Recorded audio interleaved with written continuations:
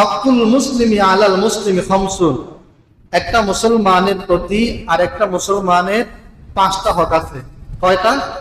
5টা। 1 নাম্বার রদ্দুস সালাম, সালাম দিলে সালামের জবাব দেওয়া। এমন অনেক মানুষ সালাম দিলে সালামের জবাব দেয় না। বলবেন আমি মনে মনে মনে মনে সালাম দেওয়া যায় না, নেওয়াও যায় না। কি সমস্যা ছিল আপনার যদি আপনি সালামের জবাবটা জোরে দিতেন? আপনার কি কোনো অঙ্গহানি হয়ে যেত? কিছুই তো হতো না।